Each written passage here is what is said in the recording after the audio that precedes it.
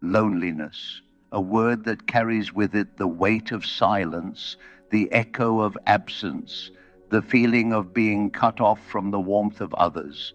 Each one of us has felt it, whether in fleeting moments or in the long stretches of life that feel barren of human closeness.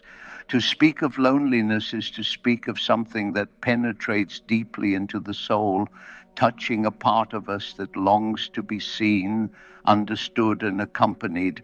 But before we can begin to transform it, we must first understand it. What is loneliness truly? Is it merely the lack of company, or is it something far deeper, something woven into the very fabric of human existence?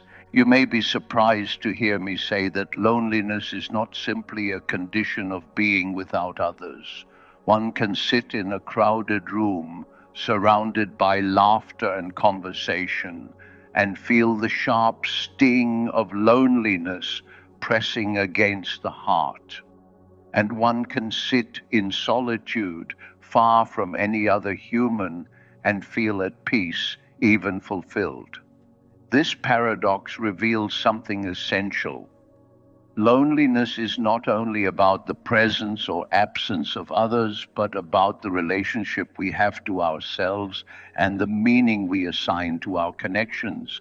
When people tell me they are lonely, they often imagine that they suffer because they lack others to share life with. But I tell them loneliness arises when we are estranged from the deeper parts of ourselves.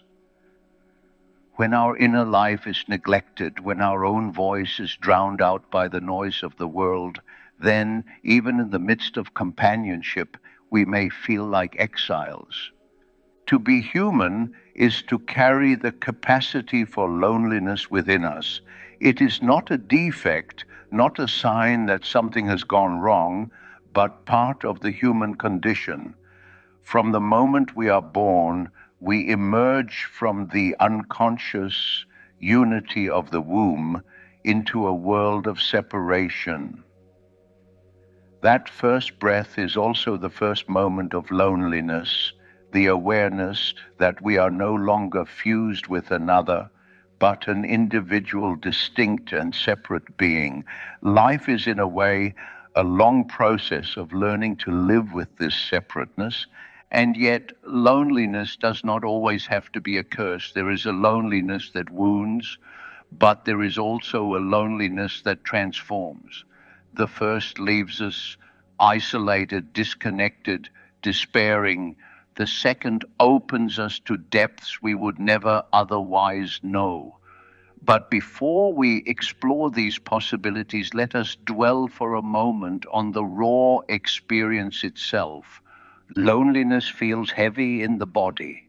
It sits in the chest, a pressure without words. It clouds the mind with questions. Why am I unseen? Why do others not understand me? Why am I left out?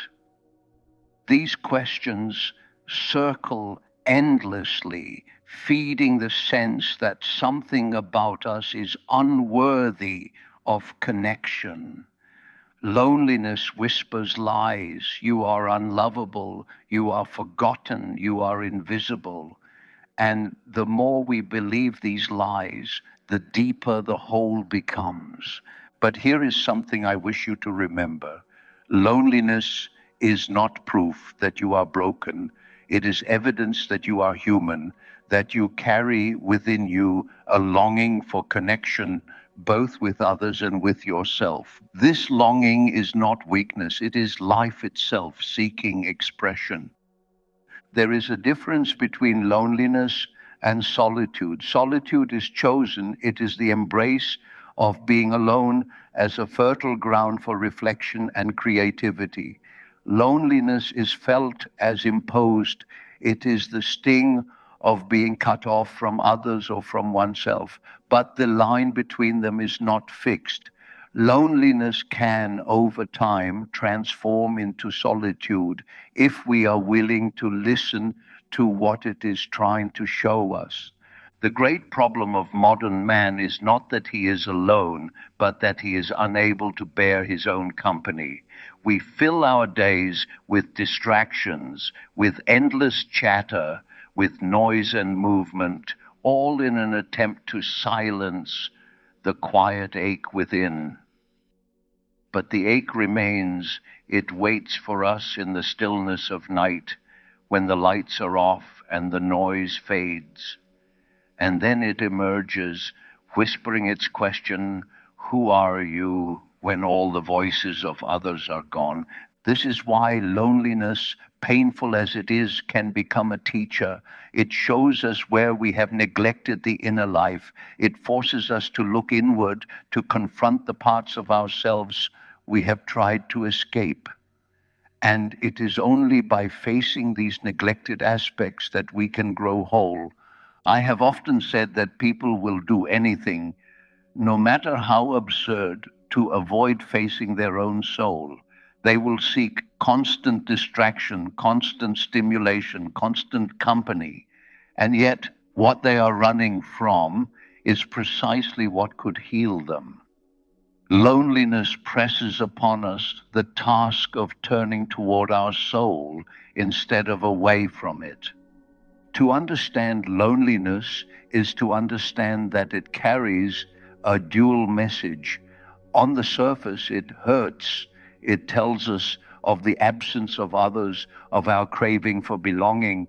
But beneath that pain, loneliness points to something essential, the need to reconcile with ourselves, to accept that we are individuals, that no other can fully fill the void of our separateness, to embrace the paradox that we are, each of us, alone, and yet in that very aloneness, deeply connected to all of humanity, for loneliness is something everyone knows. When you feel lonely, remember this: you are sharing in an experience that unites all human beings. Every soul at some point has walked through that same desert. You are not uniquely cursed, you are human. Let me give you an image. Imagine yourself standing on the shore of a vast ocean at night. The stars are scattered above you, the waves move in endless rhythm. You feel small, isolated, perhaps even abandoned. But if you pause, if you listen closely, you will realize that each wave is connected to the whole, that the ocean is vast beyond measure, and that you too are part of it. Loneliness feels like standing on that shore, but if you turn inward, you realize that the same depth that stretches outside you also stretches within. You are not just a drop separated from the sea, you are the sea in miniature. This recognition is the beginning of transforming loneliness. For loneliness is not only a wound, but also a doorway that, if we have the courage to walk through, leads us deeper into the mystery of who we are. But many resist this doorway. They see loneliness only as an enemy to be fought, a state to be avoided at all costs. And so they seek out constant companionship. They lose themselves in the opinions of others.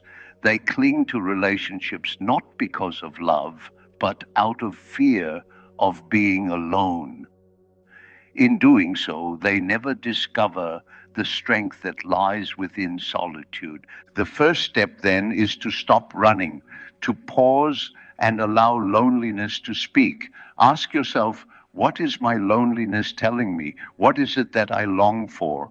And how can I give some of that to myself rather than waiting for others to supply it? These are not easy questions, but they are necessary ones. It is not the task of life to eliminate loneliness entirely. That is impossible, for separateness is part of being alive. The task is to understand it, to carry it with dignity, and to allow it to shape us into deeper, more compassionate beings. For those who have suffered loneliness know more than anyone the value of true connection when it comes. If you are listening to my voice tonight and you feel alone, let me tell you this. Your loneliness does not mean you are forgotten. It means that your soul is asking you to turn inward, to discover the company you can keep with yourself. It means you are alive to the mystery of being human. And though you may feel separate, you are connected in this very moment to countless others who feel exactly as you do. Loneliness is the thread that binds us all. And if we learn to carry it not as a chain, but as a thread of connection, it can lead us closer not only to others, but also to ourselves. This is the nature of loneliness. It is painful, yes, but it is also meaningful. It is not a curse to be erased, but a message to be understood. And in understanding, it can become the beginning of transformation. Chapter 2: The Hidden Message in Solitude. When people speak of loneliness, they often confuse it with solitude. The words are close, but the experiences are not the same. Loneliness wounds, solitude nourishes. Loneliness is an emptiness that aches for relief. Solitude is a fullness that draws us deeper into life. And yet the two are not opposites but companions. Often the door into solitude is opened only by passing through the halls of loneliness. Tonight I wish to speak to you of solitude, not as a punishment, but as a gift. For solitude, rightly understood, is one of the greatest medicines of the soul. To be alone without falling into despair requires a shift in how we look at aloneness itself. Most people imagine that being alone means being deprived, being without, being left behind. But solitude is not the absence of something, it is the presence of something else. It is the presence of your own soul. When you sit in solitude, you are no longer running after the voices of others. You are no longer playing the endless games of comparison, competition, or performance. In solitude, masks fall away. There is no audience to impress, no persona to maintain. There is only you and the deeper reality that lives within you. Of course, this is why solitude can feel terrifying. Many avoid it. To sit alone in silence without distraction is to confront yourself. It is to discover what has been hidden under the noise of daily life. And for many, what is hidden is painful. Old wounds, neglected feelings, unspoken fears, they rise to the surface when we fall silent, but do not be afraid of them. These inner stirrings are not your enemies. They are messages carrying truths you have long avoided. Solitude is the stage upon which the drama of the soul unfolds. If you learn to sit with yourself, to listen instead of run, you begin to notice that these voices, painful though they may be, are guiding you toward wholeness. Let me put it this way: loneliness tells you what is missing. Solitude tells you what is present. Loneliness cries out, I am empty, I am unseen. Solitude whispers, I am full, I am alive. But how does one make this shift? How does one turn the bitter taste of loneliness into the quiet nourishment of solitude? The answer is not found in escaping yourself, but in learning to accompany yourself. Think of a friendship. When you are with a true friend, you feel at ease. You can be yourself without pretense. Silence between you does not feel heavy but natural. This is what it means to befriend yourself, to sit in solitude and treat your own presence with the same warmth, patience, and understanding you would offer a friend. When you learn to accompany yourself in this way, solitude ceases to be an exile. It becomes a sanctuary. And in this sanctuary, something remarkable begins to happen. The deeper layers of the psyche, long hidden beneath noise and activity, begin to speak. Dreams grow more vivid. Intuitions surface. Creative ideas emerge. Solitude opens the channel between your conscious mind and the vast sea of the unconscious. It is as if in the silence you finally hear the whispers of your soul. This is why so many artists, poets, and thinkers have cherished solitude, not because they despise others, but because solitude gives them access to a realm that is otherwise drowned out. Michelangelo, Rilke, Nietzsche, Thoreau all knew that without solitude their work would wither, for solitude does not isolate you from life, it roots you more deeply in it. You may ask, if solitude is such a gift, why do so many fear it? The answer lies in the masks we wear. Society teaches us to live outwardly, to seek approval, to measure ourselves by the yardstick of others. The persona, the mask we create to adapt to society, becomes so tightly fitted that we begin to mistake it for our true self. But solitude strips away the persona. Alone, there is no one to perform for. And when the mask falls, what is left is the raw, unpolished reality of who you are. This can feel unbearable. Many run back into distraction at this point. But if you stay, if you hold your ground and listen, you will find that beneath the unease lies something extraordinary. You discover the self, not the persona, not the roles, not the expectations, but the living center of who you are. This is the hidden message of solitude. You are not empty. You carry within you a source of wisdom, creativity, and strength that no one else can provide. But you will only discover it if you dare to spend time with yourself. It may help to remember that solitude does not mean abandonment. You are not cut off from the world when you sit alone. On the contrary, solitude allows you to experience your connection to the world in a new way. Alone in the forest, you notice the whisper of leaves, the rhythm of birdsong. Alone at night, you feel the stillness of the stars. These are not signs of isolation, but of intimacy with existence itself. You begin to realize that being alone does not mean being disconnected. It means being connected in a quieter, deeper way. You are not just a social being, you are also a cosmic being woven into the fabric of nature and psyche alike. And I recall the words of Rilke, who wrote, "Love your solitude and try to sing out with the pain it causes you." He understood that solitude may sting at first, but if embraced, it becomes the soil in which love and creativity grow. Let me speak plainly.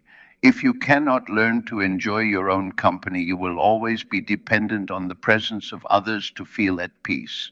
This dependency is fragile, for people come and go, relationships shift, circumstances change. But if you can find peace in solitude, you carry with you a sanctuary that no one can take away. In solitude, you are no longer desperate for others to fill your emptiness. Instead, you meet others out of fullness. You give rather than grasp. You share rather than cling. Solitude makes you stronger, freer, and paradoxically more capable of genuine intimacy, for you no longer demand from others what you have denied yourself. The message then is this: do not fear solitude. It is not your enemy, it is your teacher. It shows you that within you lies a depth you may never have suspected. It shows you that you are not just a fragment lost in the crowd, but a whole being capable of carrying life within yourself. When you next feel the ache of loneliness, pause. Instead of fleeing, ask yourself, can I sit with this feeling and allow it to open the door to solitude? Can I treat myself as a companion and see what my soul wishes to say? The hidden message in solitude is that you are enough, not in the sense that you have no need of others. Humans are social beings and love is vital. but in the sense that your existence is whole in itself and not dependent upon constant affirmation. To sit in solitude is to trust that your own soul has something to say, something worth hearing. And when you begin to hear it, the loneliness that once tormented you softens. It does not vanish, but it transforms. It becomes solitude, an aloneness that is not empty, but full of presence. In solitude, you learn that you are never entirely alone. You are accompanied by your thoughts, your memories, your dreams, your unconscious, the archetypes that dwell within you, the life of the cosmos itself. And in recognizing this, you realize solitude is not the absence of company, but the discovery of deeper company than you ever imagined. This is the gift, the hidden message of solitude, that in being alone, you are invited to encounter the greatest mystery of all, your own soul. Chapter 3, Loneliness and the Shadow. If we are to understand loneliness fully, we must look into one of the most profound aspects of the psyche, the shadow. Loneliness is not only about being without others, but about being without parts of ourselves. Much of our suffering and loneliness comes from the exile of what we have cast into shadow. What is the shadow? It is everything within us that we do not wish to see, everything we deny, repress, or reject. The shadow carries impulses, desires, and fears that our conscious ego has deemed unacceptable. But the shadow also contains hidden gifts, creativity, vitality, strength that we have banished simply because they did not fit with the persona we built for the world. When we feel lonely, it is often because we have been cut off, not only from other people, but from these hidden parts of ourselves. The soul longs to be whole, and when whole parts of us are denied, the ache of loneliness deepens. Imagine a person who has always been praised for being kind, agreeable, and accommodating. Such a person may repress their anger, their assertiveness, their independence. They wear the mask of kindness so tightly that they lose touch with their more fiery qualities. Outwardly, they may have many friends, but inwardly they feel strangely alone. Why? Because part of them, the assertive, fiery self, has been abandoned into the shadow. Until they reclaim this part, they will always feel a subtle alienation from themselves, no matter how many companions surround them. This is the great irony. Loneliness can strike even in the presence of others, when we are not allowed to bring our full self into the relationship. If you must wear a mask constantly, if you must hide your true feelings, your true longings, then you are not truly connected. You are merely acting, and acting, even before a loving audience, leaves the soul lonely. So loneliness is not only a social issue, it is a psychological one. It is the cry of the shadow asking to be welcomed back into the circle of the self. You may notice that loneliness often intensifies at night, in silence, or during times when distractions fade. Why is this? Because these are the hours when the shadow rises, when the parts of ourselves we keep buried finally surface. The loneliness you feel in the stillness of night is often your shadow knocking on the door. The question is, will you open the door or will you push it back down into silence? To confront the shadow requires courage, for the shadow carries everything that our conscious ego is afraid of. It is easier to say, I am lonely because no one loves me, than to say, I am lonely because I have not loved parts of myself. The first statement blames the world, the second takes responsibility. But when you take responsibility, you gain freedom. You begin to ask, which parts of me have I abandoned? Which emotions have I silenced? Which qualities have I repressed, fearing they would make me unworthy? Often the answers surprise us. A man may discover that beneath his loneliness lies a repressed tenderness, long hidden because he was taught to be tough. A woman may find that her loneliness masks a repressed ambition, stifled because she was taught to be humble. Another may find that their creativity, their playfulness, their sensuality, their anger, all were cast into the shadow. And in their absence, life feels hollow. Loneliness, then, is not only the absence of others, it is the absence of the self.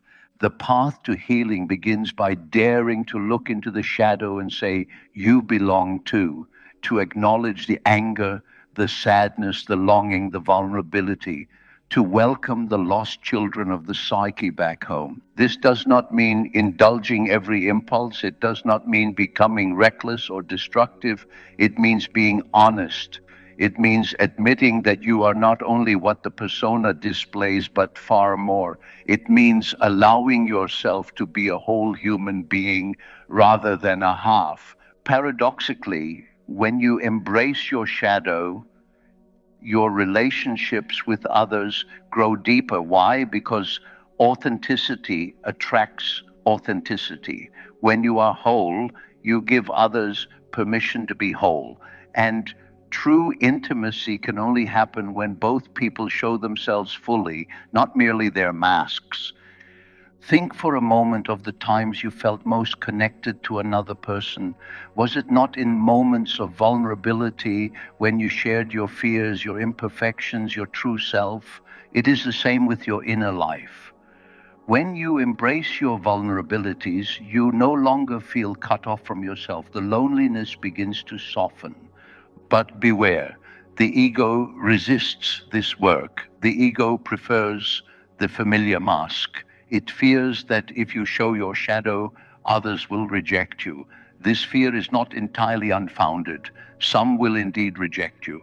But you must ask yourself, is it better to be loved for a mask or to be truly known, even if it means some turn away? Loneliness that comes from rejection is painful, but it is honest. Loneliness that comes from wearing a mask is far worse, for it cuts you off not only from others, but from yourself. You may find it helpful to engage in dialogue with your shadow, in dreams and journaling and imagination. Ask the parts of yourself you have cast aside, what do you want from me? What do you need to say? What role do you wish to play in my life?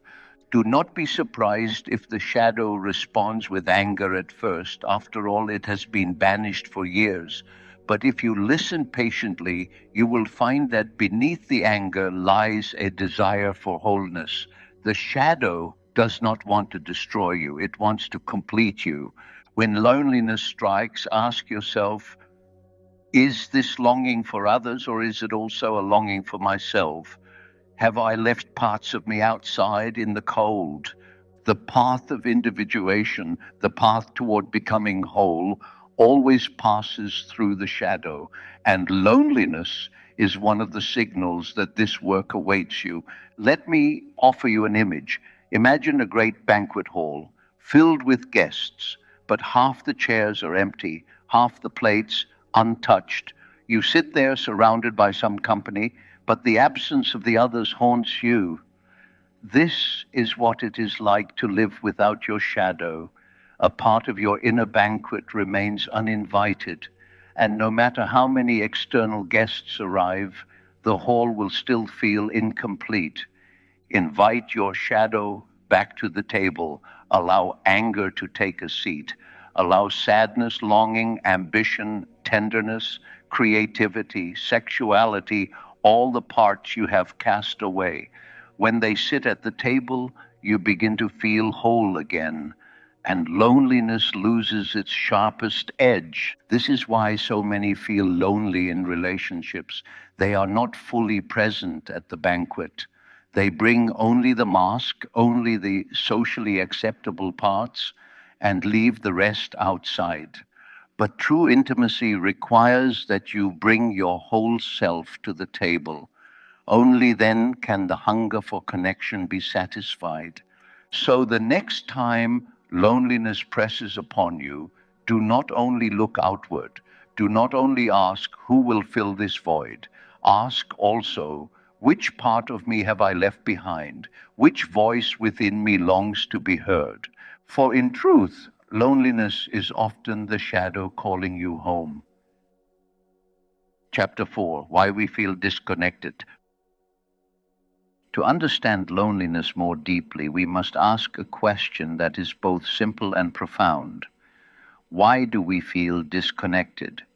Why, in a world filled with people, voices, and possibilities for contact, does the soul so often whisper, I am alone? It may seem at first that the answer is obvious. We feel disconnected because we lack companionship, because others are not present, or because relationships have been lost.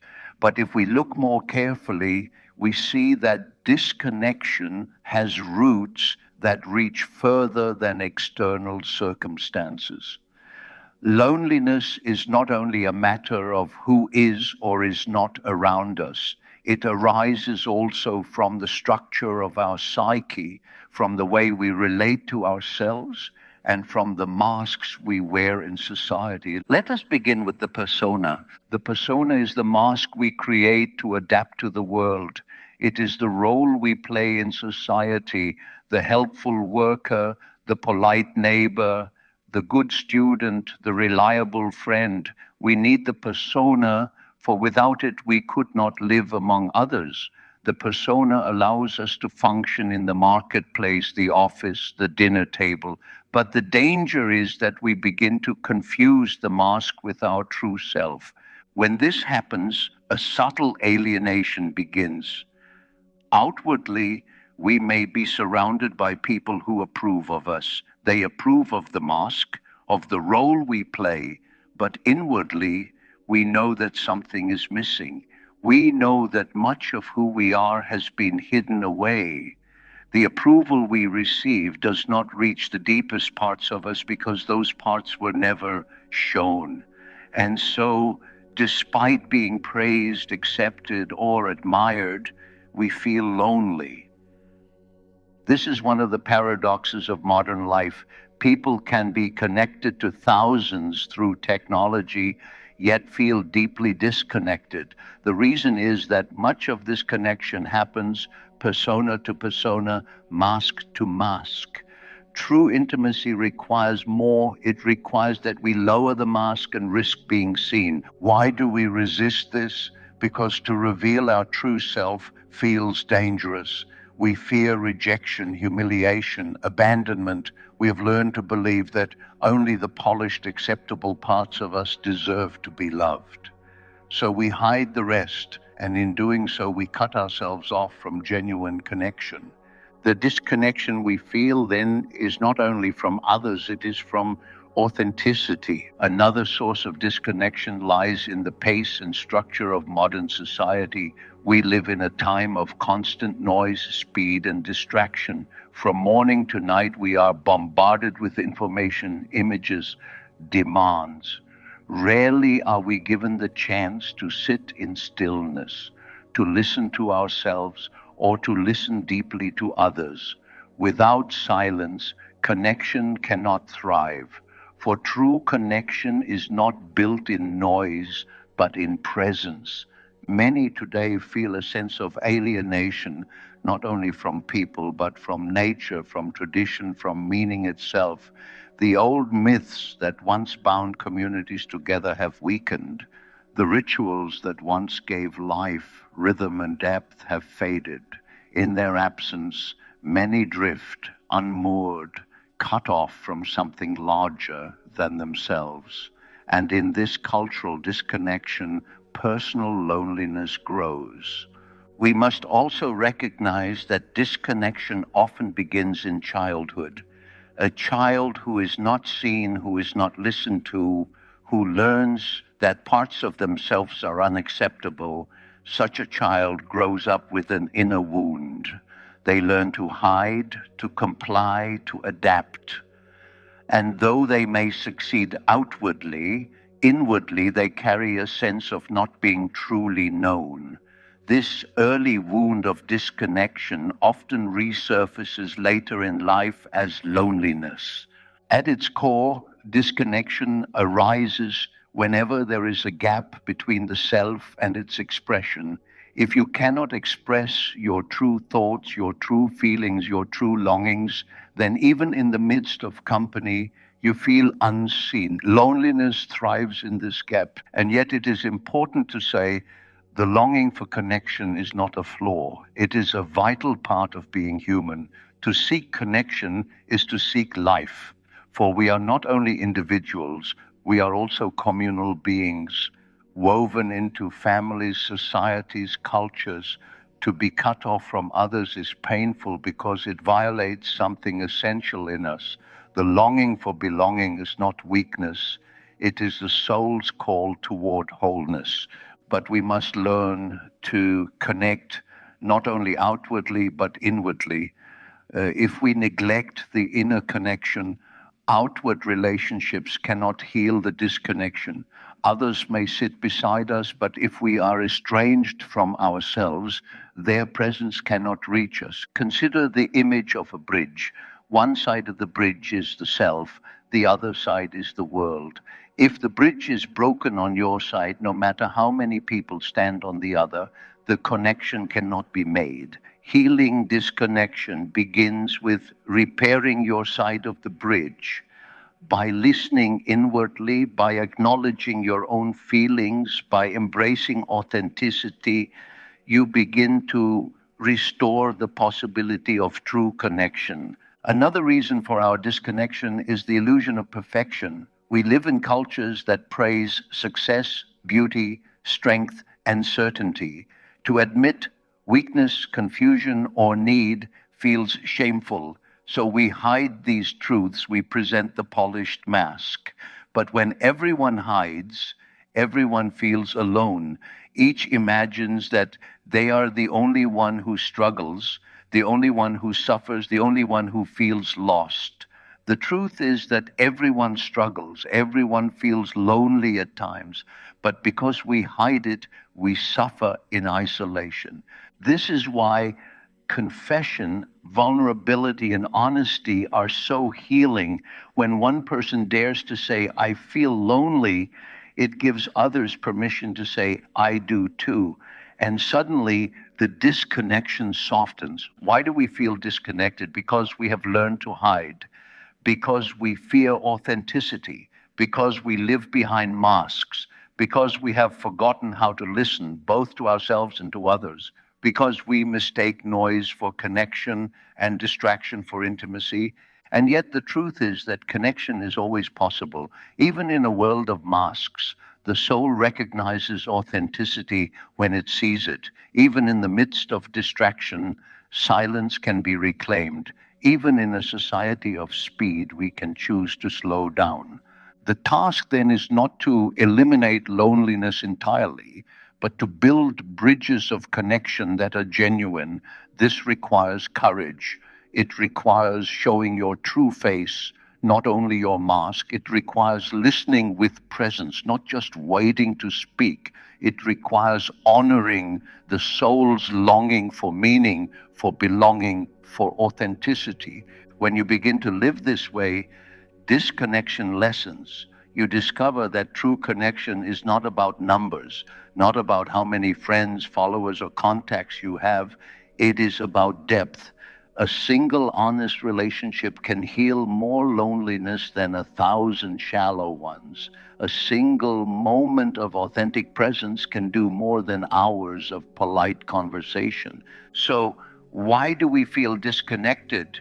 Because we have forgotten who we are and we have forgotten how to reveal it. But the remedy lies within our grasp. It begins with authenticity, with daring to be real. Let me leave you with this thought. The cure for disconnection is not to be surrounded by many, but to be known by a few. And the first step to being known by others is to be known by yourself. Chapter 5, the archetype of the outsider. There is an image that appears again and again in myth, literature, and history, the figure of the outsider. This figure wanders at the edges of society, never quite belonging, never fully accepted. at times feared, at times pitied, at times admired. The outsider is both near to us and far from us. And within each of us, there is such a figure, for loneliness awakens this archetype of the outsider in our own souls. When you feel lonely, you are not only experiencing a private mood, you are stepping into a universal role. You are living out a pattern that humanity has always known. To be the outsider is not only your story, it is a story written into the collective unconscious. Think of the ancient myths, the prophet who lives apart from the people, carrying visions too heavy for ordinary life, the hermit dwelling in the wilderness, listening to truths the crowd cannot hear, the rejected hero cast out before returning with wisdom. Again and again, the outsider appears not as a failure, but as a necessary figure in the drama of human life. Why is this so? Because the outsider represents the soul's journey beyond the safety of the group. To be human is to long for belonging, yes, but also to long for individuality, for uniqueness, for the discovery of one's own path. These two longings, belonging and individuality, are in constant tension. And it is in this tension that the outsider archetype lives. When loneliness overtakes you, it is easy to think, something is wrong with me. I have failed to fit in, failed to be loved, failed to belong. But another perspective is possible. What if loneliness is also a sign that the outsider archetype has been activated in your soul? What if your loneliness is a call to step outside the group, not as punishment, but as initiation? In traditional societies, initiation often required isolation. The boy taken from the village, left in the forest to face the night alone. The shaman to be withdrawing into solitude to encounter the spirits. The prophet fasting in the wilderness. In each case, separation was not meant to destroy, but to transform. The individual returned with new strength, new vision, new wisdom. Modern life rarely provides such rituals, but the archetype remains. And so when we are cast into loneliness, we may be experiencing, without knowing it, an initiation into deeper life. Consider the artist who feels misunderstood, the thinker whose ideas do not fit the common mold, the sensitive soul who cannot tolerate the harshness of the crowd. Each one may feel lonely, but each one is also embodying the outsider archetype. Their distance from the group allows them to see what others cannot see, to feel what others cannot feel, to bring forth something new. Of course, this does not mean that loneliness is always noble or that all suffering makes one a prophet, but it does mean that within loneliness lies a potential meaning. To feel like an outsider is painful, but it also opens a doorway to vision. And the outsider archetype carries both danger and gift. The danger is despair, to believe that because one does not belong, one is worthless. This is the path of bitterness, cynicism, self destruction. The gift is insight, to realize that standing at the edge allows one to see the whole, to notice what those inside the circle cannot. This is the path of creativity, wisdom, and transformation. Which path will you choose? That is the question loneliness places before you. It is important to understand that every archetype has light and shadow. The outsider in its shadow form becomes isolated, resentful, cut off from love. But the outsider in its light form becomes visionary, creative, a bridge between worlds. Think of Christ in the wilderness, Buddha under the Bodhi tree, Moses on the mountain. Each was alone, each was an outsider, and yet each returned bearing a gift for humanity. You may not be called to such greatness, but in your own way, the same pattern unfolds. Your loneliness may be the soil in which your unique gift grows. Have you noticed that some of your deepest insights arise not in company but in solitude? Have you noticed that your creativity often blossoms when you step outside the noise of the crowd? This is the outsider at work within you. And so, rather than seeing loneliness only as a curse, you may begin to see it also as an invitation. The archetype of the outsider asks you, what is it that only you can see, only you can feel, only you can bring into the world? What wisdom lies in your distance from others? Of course, this does not mean we should glorify isolation or deny the pain it brings. Humans need love, touch, community. To be entirely cut off is damaging, but we must also recognize that periods of outsidership are necessary. They give birth to depth. Think of the seed. It must lie in darkness before it can sprout. The butterfly must remain in its cocoon before it can fly. In the same way, the soul often requires seasons of loneliness, seasons of outsidership before it can unfold its wings. The great danger of modern culture is that it offers no language for this. Loneliness is seen only as pathology, something to be medicated or eliminated. But from the perspective of depth psychology, loneliness can also be archetypal. It is not always a problem to be solved, it is sometimes a mystery to be lived. When you feel lonely, imagine yourself as part of this lineage of outsiders.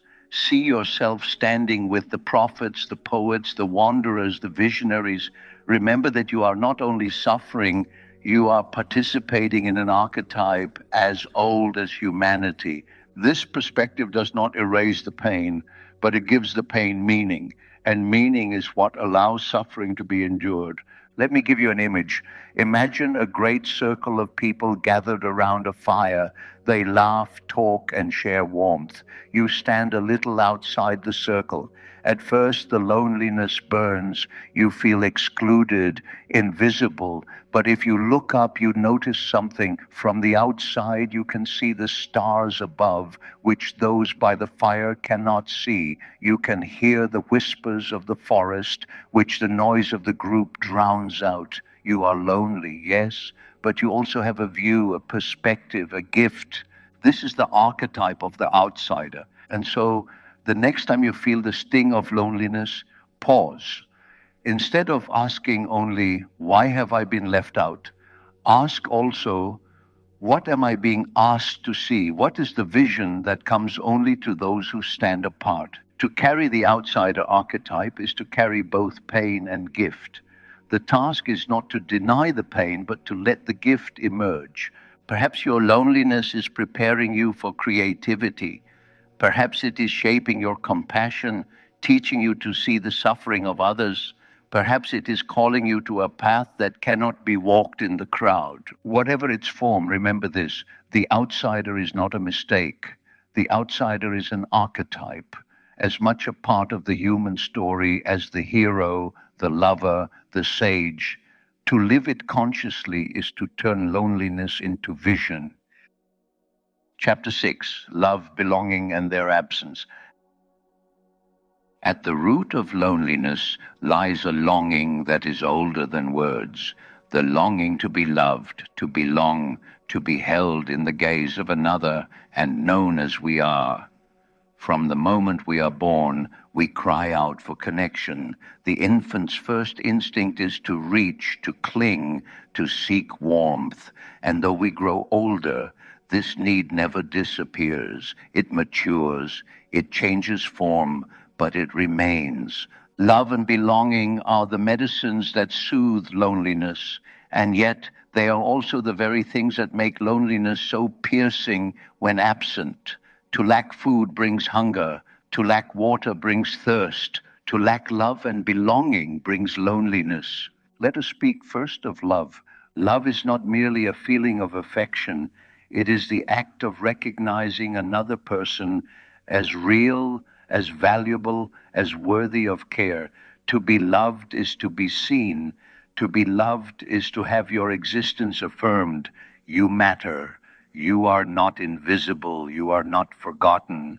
When we are loved in this way, loneliness softens. We feel ourselves reflected in another's eyes, and in that reflection, we know we are not alone. But love is fragile. Relationships fracture, people withdraw, death takes those we hold dear. Even in the best of circumstances, no human love can accompany us at every moment. Each of us must face solitude and ultimately death alone.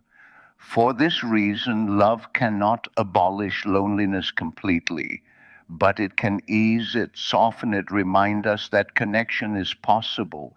Now, let us turn to belonging. Belonging is not only about relationships with individuals, it is about our place in the larger fabric of life. To belong is to know that you have a home, a people, a community, a role. To belong is to feel that your presence contributes to something greater, that you are part of a story larger than yourself. When belonging is strong, loneliness is rare. For even when alone physically, you carry within you the warmth of the group. You know you are part of something, that you are held in an invisible web of connections. But modern life has weakened this web. Traditional communities, villages, tribes, extended families once offered strong belonging. Today, many live far from kin, rootless in cities, unmoored from tradition. We are surrounded by crowds but belong to none. We participate in systems but not in communities. And so the hunger for belonging grows. Without love and belonging, the soul suffers. We may distract ourselves with work, with entertainment, with possessions, but the ache remains, for no amount of achievement can substitute for the simple truth of being loved and belonging. This is why so much of human art, literature, and music revolves around love. It is not a trivial theme, it is the essence of life. Love is the answer to loneliness, even if it cannot abolish it entirely. But here lies a paradox. Many people, fearing loneliness, rush into relationships, cling to groups, or conform to gain belonging. Yet, if these bonds are not authentic, they do not heal the loneliness. To be loved only for your mask is to remain lonely beneath the surface. To belong only by denying your true self is to feel alien even in the crowd. True love requires authenticity. True belonging requires truth. Anything less may provide temporary comfort, but the loneliness lingers underneath. And this is why individuation, the process of becoming yourself, is so vital. Only when you are willing to be who you are without mask can you find the kind of love and belonging that reach the soul. Yes, this risks rejection. Yes, it may mean standing alone for a time, but it also opens the possibility of bonds that are real. Consider this: it is better to be truly known by one person and loved in that knowledge than to be admired by thousands for a mask. It is better to belong authentically to a small circle than to conform to a large one that does not see the real you. Loneliness then often arises not simply from the absence of people, but from the absence of authentic love and belonging.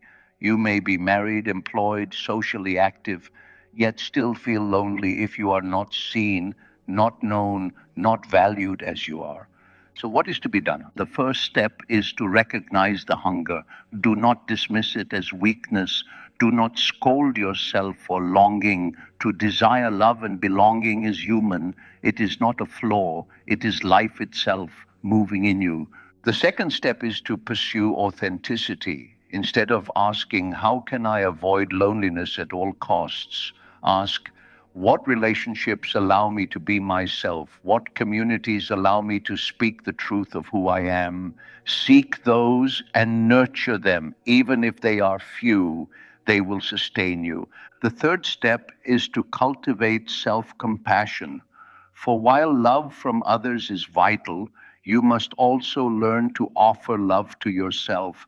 Many feel lonely because they do not accept their own worth. They wait for others to affirm what they themselves deny. But when you learn to treat yourself with kindness, with patience, with gentleness, loneliness eases. You become your own companion, not your own enemy. Finally, remember that belonging is not only with humans. You belong also to the earth, to the cosmos, to the great unfolding of life. When you walk in a forest, when you gaze at the stars, when you sit in silence, you may feel a belonging that transcends human groups.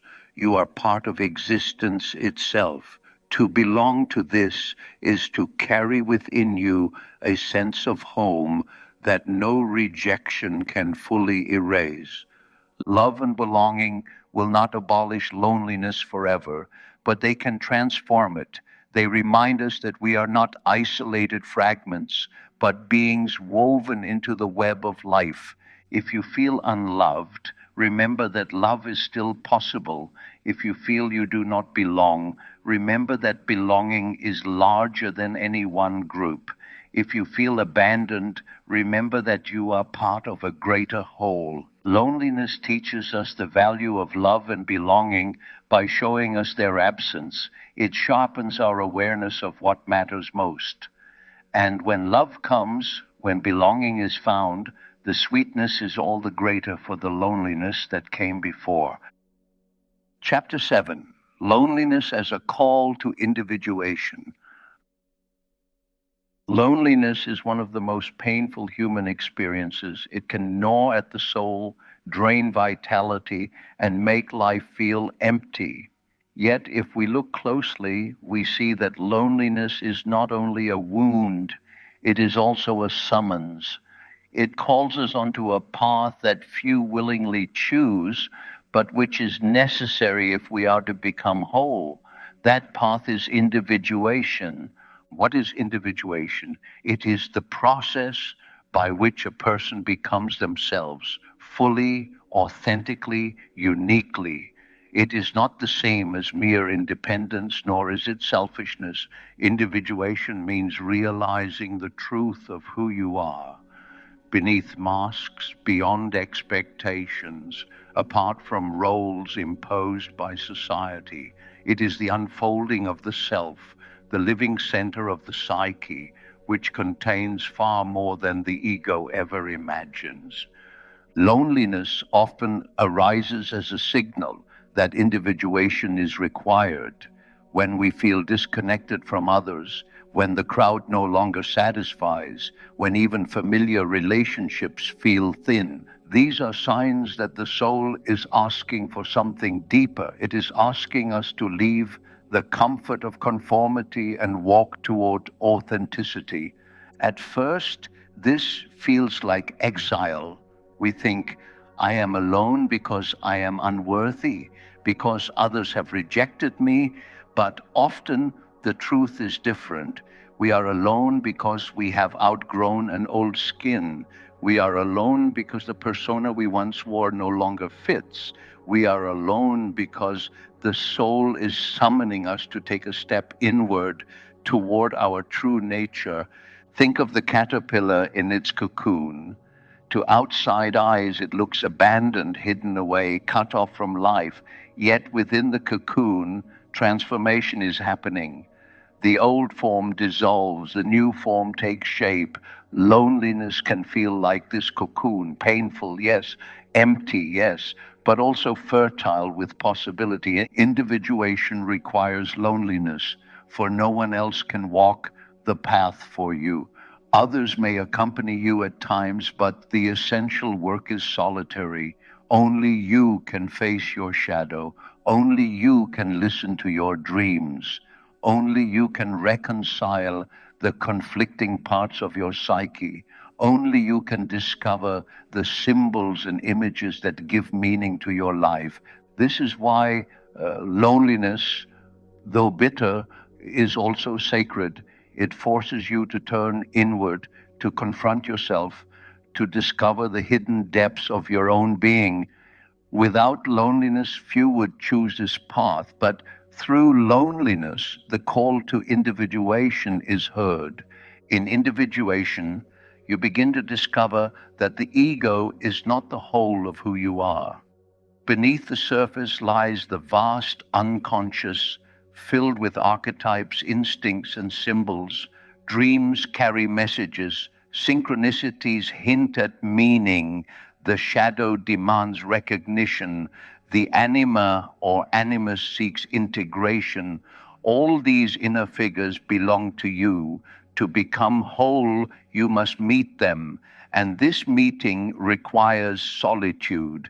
The crowd distracts, the persona conceals, but in loneliness, distractions fall silent, the masks drop, and the unconscious, long ignored, begins to speak. If you are willing to listen, you begin the great work of individuation. Let me speak plainly. Loneliness is not only an absence, it is also a presence. It is the presence of the self calling you back. It is the soul reminding you that you cannot live only for approval, for roles, for outward success. You must live for the truth of your being. At times, this call is gentle, a longing for solitude, a desire for reflection.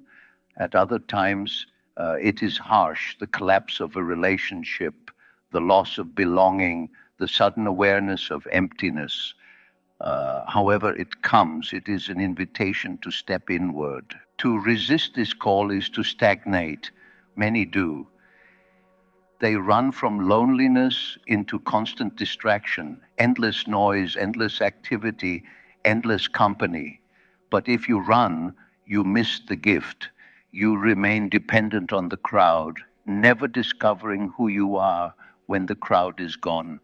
To answer the call is to accept the solitude, however painful, and ask, what does my soul want of me? What truth am I being asked to face? What part of me is waiting to be born?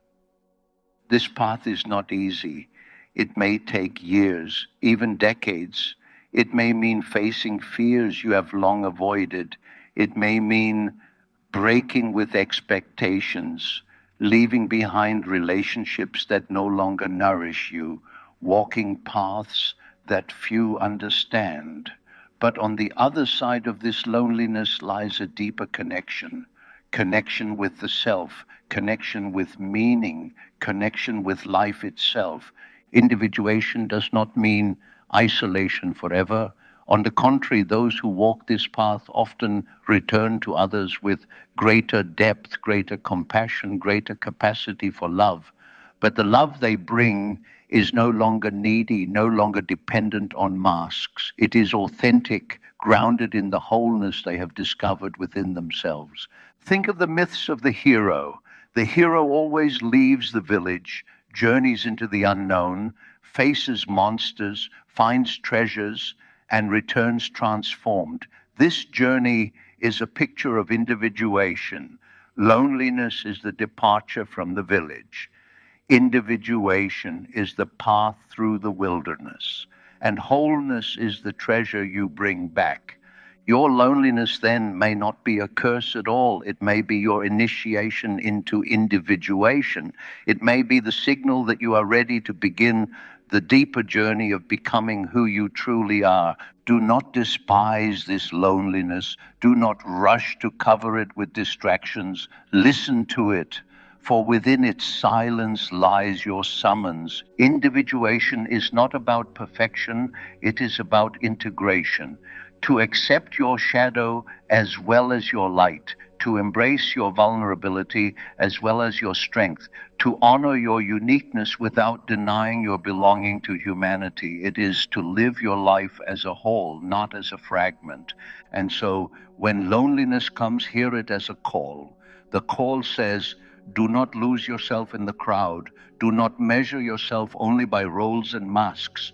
Do not ignore the depths within you. Come inward, become yourself. Few heed this call, but those who do find that loneliness becomes not an enemy but a guide. It leads them through the dark forest of the soul toward the clearing where authenticity, wholeness, and meaning dwell. Chapter 8, Finding Meaning in Isolation. When loneliness lingers long enough, it begins to resemble isolation. It is one thing to feel lonely for a night, an afternoon, or a season of life. It is another thing to live with isolation as a constant companion. At first, isolation feels like deprivation. It feels like being locked outside the doors of warmth and connection, left in the cold. But if you are willing to look more deeply, you may discover that isolation carries meaning. Isolation is not only absence, it is also presence, the presence of silence, of space, of the unknown. And within that space lies the possibility of transformation. Let us begin with a paradox. Some of the most profound human discoveries, spiritual, artistic, scientific, were born not in crowds, but in isolation. Prophets heard the voice of God in deserts. Poets wrote their deepest lines in solitude. Mystics encountered visions in their hermitages. Thinkers shaped their philosophies in lonely studies. Again and again, isolation becomes the crucible of meaning. Why is this so? Because isolation strips away the distractions that shield us from the depths of existence. Surrounded by people, by chatter, by activity, we remain on the surface, alone in silence. We are forced to face life as it is, fragile, finite, mysterious. And in that confrontation, meaning emerges. The danger, of course, is despair. Isolation can crush the soul. If no meaning is found within it, it can feel like exile, abandonment, emptiness. Many fall into bitterness or hopelessness when left alone too long. But if you approach isolation as a question, what is life asking of me here? What meaning can be found in this silence? Then the experience transforms.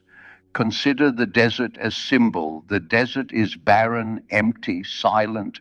It offers no comforts, no diversions, but the desert is also the place of revelation. Moses received the law in the desert. Christ was tested in the desert. The desert strips away illusions so that truth can be revealed. Isolation functions in the same way. It removes the familiar supports, leaving you face to face with yourself and with life. And in that encounter, you may glimpse meaning more profound than any crowd could provide. Isolation often reveals truths about time. When alone, days stretch differently, hours move more slowly. You notice details you once ignored, the sound of your breath, the patterns of light on the wall, the rhythm of your heartbeat. At first, this feels like emptiness, but gradually, if you allow it, it becomes depth. You discover that beneath the noise of ordinary life lies a quiet richness. The world is alive even in silence. Meaning in isolation also comes through creativity. Many who endure loneliness find themselves driven to write, to paint, to compose, to invent. Why? Because creativity transforms isolation into expression. What cannot be shared with others outwardly can be poured into art. The blank page, the empty canvas, the silent instrument become companions. They absorb loneliness and return meaning. Another source of meaning in isolation is self knowledge. When you are alone without the constant reflection of others, you begin to see yourself more clearly. You notice your true desires, your hidden fears, your authentic voice. In company, we often shape ourselves to fit expectations. In solitude, the masks fall. This can be painful, but it is also liberating. To know yourself honestly is to step closer to wholeness. Spiritual traditions across the world have long recognized the value of isolation. Monks withdraw to monasteries, yogis to caves, mystics to cells, shamans to wilderness. They do not do this because they despise people, but because they know that in silence and solitude, a different dimension of life is revealed. Isolation becomes a path to the sacred. You may not be called to such extremes, but even in ordinary life, moments of chosen isolation can bring meaning. An afternoon walk alone, a day of silence, an evening without distractions, these are small deserts in which the soul can breathe. Of course, much isolation is not chosen. Many find themselves cut off by circumstance, illness, rejection, loss, or simply the nature of modern life. In such cases, it is tempting to see isolation only as punishment. But even here, meaning is possible. Viktor Frankl, who endured the loneliness of a concentration camp, wrote that those who could find meaning in suffering were able to survive with dignity. His words remind us isolation may strip away comforts, but it cannot strip away the possibility of meaning. How do we find this meaning? First, by reframing isolation not only as emptiness, but as space. Space in which new things can emerge, space in which the soul can breathe, space in which hidden dimensions of life can be revealed. Second, by listening. Isolation is not silent, it is filled with whispers. The unconscious speaks in dreams, the body speaks in sensations, the world speaks in symbols. In company, these whispers are drowned out. In isolation, they become audible if we are willing to hear them. Third, by creating, do not let isolation remain only void. Shape it, write, draw, sing, build, pray. Creation turns absence into presence. It transforms the barren desert into a garden. Fourth, by connecting to the greater whole, even when cut off from people, you are not cut off from life. The stars still shine, the earth still turns, the breath still flows. To sit alone and recognize your place in the cosmos is to belong in a deeper way. You may be isolated socially, but you are never isolated existentially. You are part of existence itself.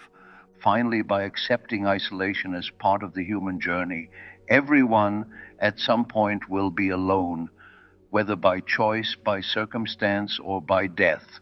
To learn to find meaning in isolation is to prepare for life's deepest realities.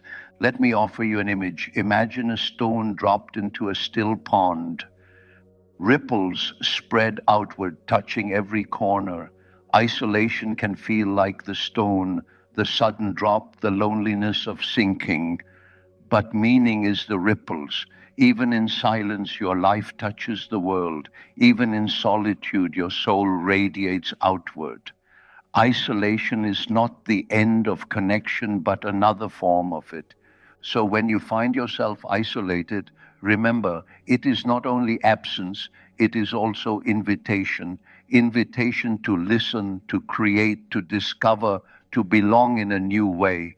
Isolation may wound, but it also opens doors that company keeps closed, meaning in isolation is not found once and for all.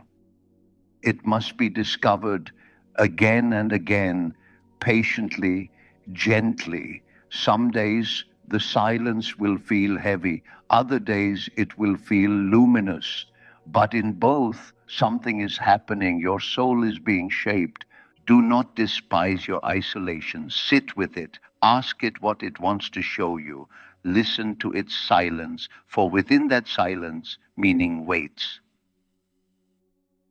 Chapter 9, Practical Reflections. Loneliness can feel abstract when spoken of in myths, archetypes, or psychology. Yet at the end of the day, you live with it in concrete ways, in the silence of your room, in the ache of unreturned messages, in the heaviness of waking alone. For this reason, it is not enough to explore loneliness philosophically. We must also reflect on it practically. What can be done here and now when loneliness presses upon you? These reflections are not cures. Loneliness is not an illness to be fixed. It is a condition of being human. But there are ways to live with it more wisely, to soften its sting, to transform it from a wound into a teacher. Let me share with you some practices and perspectives that may help. One, learn to sit with your own company. The first step is paradoxical. Do not rush to erase loneliness. Instead, learn to be with it. Too often, people drown their loneliness in noise, endless scrolling, television, chatter, substances. These distractions may numb the feeling, but they do not transform it. Instead, try this. Sit quietly. Notice the ache of loneliness without judgment. Breathe into it. Say to yourself, yes, I feel lonely, and that is human. The very act of facing loneliness honestly begins to reduce its power. Two, create small rituals of presence. Loneliness grows heavier when days blur into each other. Give your life shape by creating rituals. Light a candle each evening. Brew tea slowly, mindfully. Journal your thoughts at the same hour each night. These small rituals remind you that you are here, that your life has rhythm and meaning, even when no one else is present. Rituals transform empty time into sacred time. Three, seek authenticity in relationships. If you feel disconnected, ask yourself, where am I hiding? Where am I wearing a mask? Try to take small steps toward authenticity.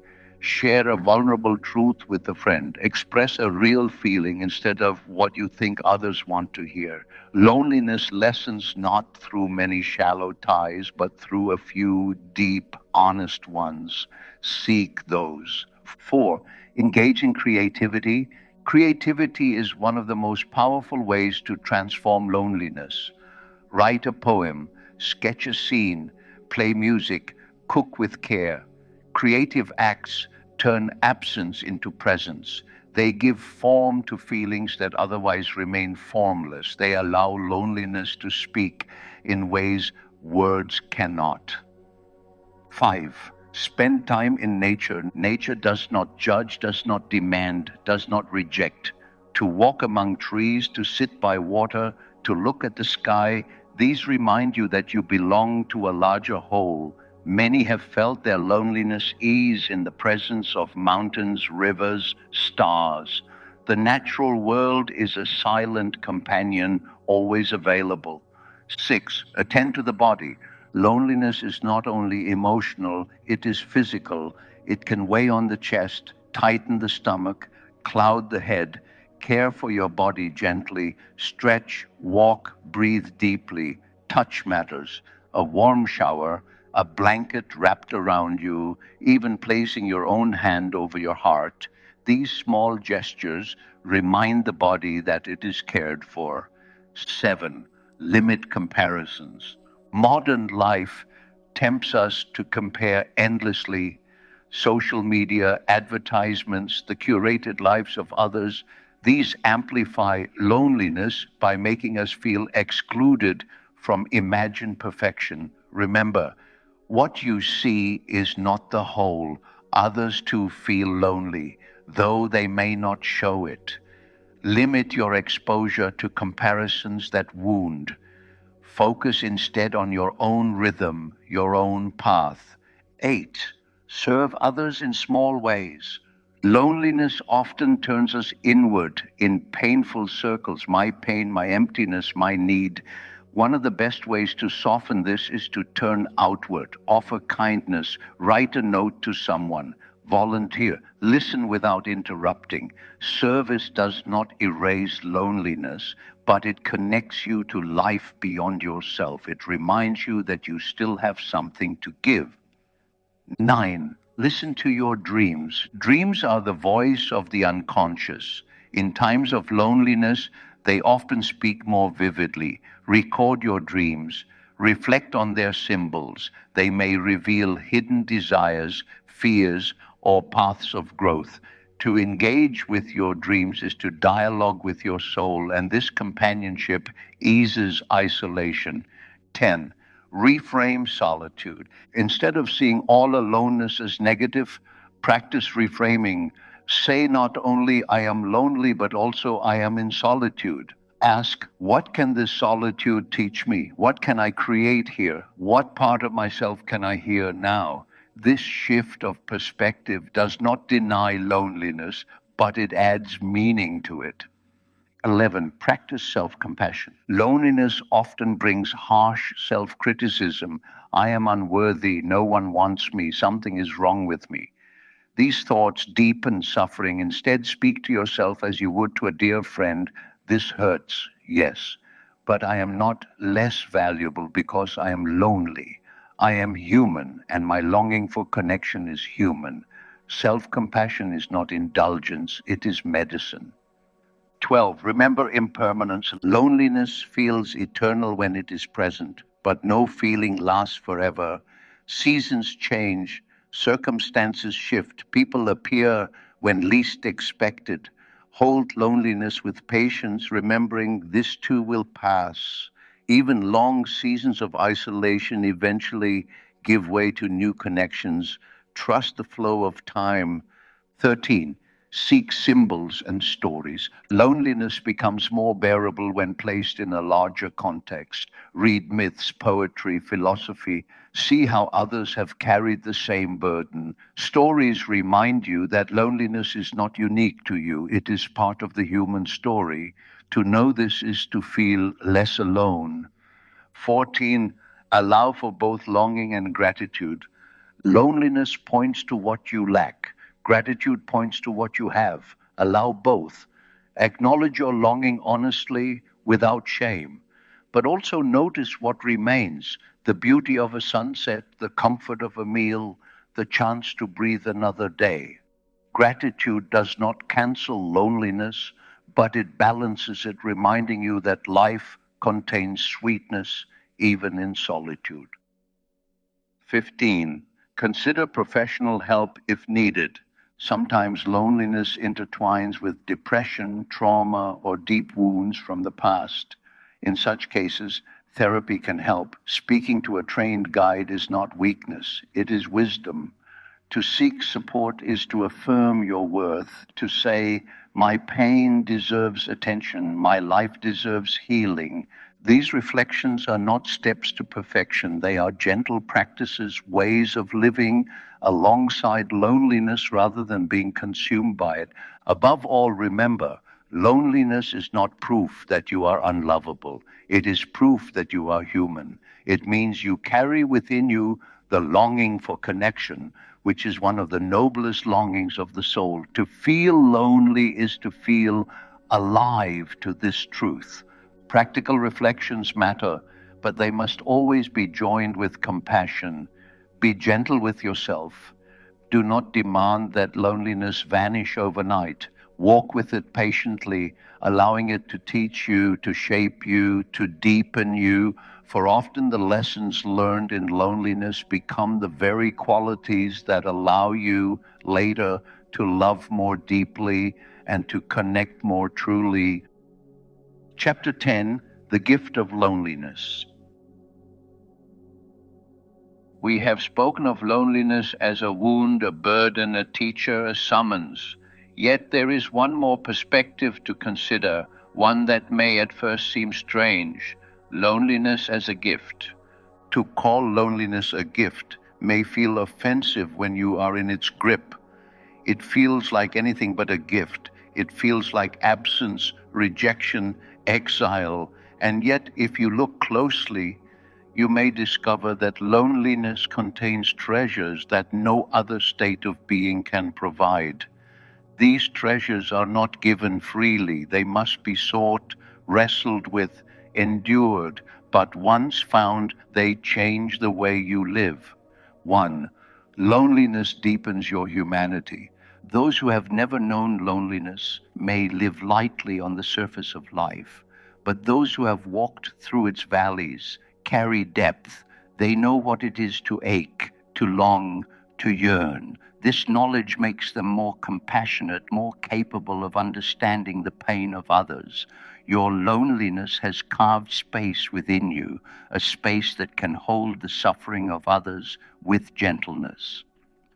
Two, loneliness awakens authenticity. When you are lonely, the masks lose their power.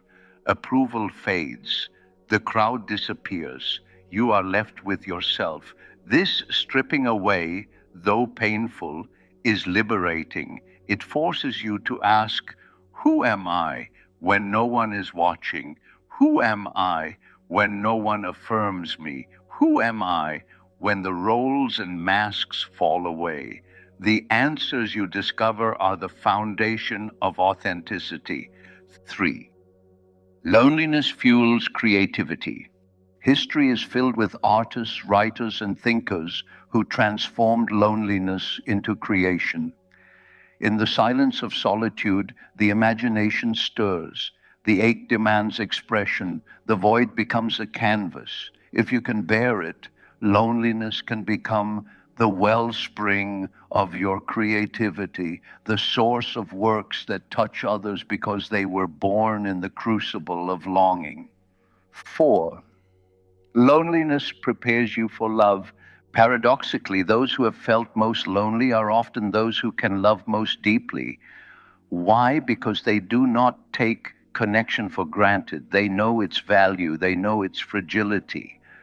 Loneliness teaches you to cherish love when it comes, to honor belonging when it is found. It teaches you to love not out of neediness, but out of gratitude. Five, loneliness reveals the self. At its deepest level, loneliness is a call from the self, the greater wholeness within you. It pushes you inward, away from superficial roles, toward the center of your being. Those who heed this call often discover aspects of themselves they never imagined. Dreams, intuitions, symbols all rise more vividly in times of solitude. Loneliness is the threshold through which the self enters. Six, loneliness connects you to the human story. When you feel lonely, it is tempting to think you are uniquely cursed, but in truth, you are participating in one of the most universal human experiences. Every soul, across time and culture, has known loneliness. To feel it is to share in the great commonality of humanity. Loneliness reminds you that beneath all differences, we are bound together by the same longing. Seven, loneliness points toward transcendence. Human love and belonging are beautiful, but they are also limited. No person can accompany you in every moment, nor can any group provide permanent belonging. Loneliness teaches you this truth, and in doing so, it points you beyond to the larger belonging of existence itself, to the mystery that holds all things, to God, to the cosmos, to the eternal. In this way, loneliness can become a doorway to the spiritual life, the transformation of loneliness into gift. Of course, none of these gifts are automatic. Loneliness can destroy as well as transform. It can harden the heart, breed bitterness, drive despair. The difference lies in how we respond. If we resist, flee, or numb the feeling, loneliness remains a wound. If we face it, listen to it, and walk with it, loneliness becomes a teacher, and its teachings are the gifts I have described. The transformation is gradual. It does not happen in a single night or even a single season. It requires patience, courage, openness. Some days, loneliness will still feel like nothing but pain, but over time, you may notice subtle shifts, more compassion, more authenticity, more creativity, more gratitude for love, more awareness of the self, more connection to humanity, more openness to the transcendent.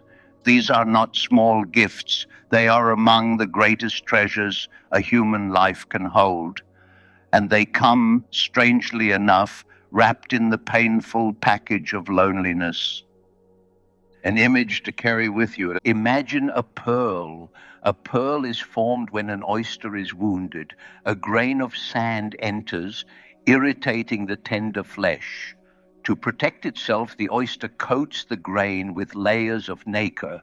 Over time, what was once a wound becomes a jewel. Loneliness is like that grain of sand. It wounds, it irritates, it hurts. But if you respond with patience, with care, with attention, your soul begins to transform it. Layer by layer, loneliness becomes depth, compassion, authenticity, creativity, love, spirituality.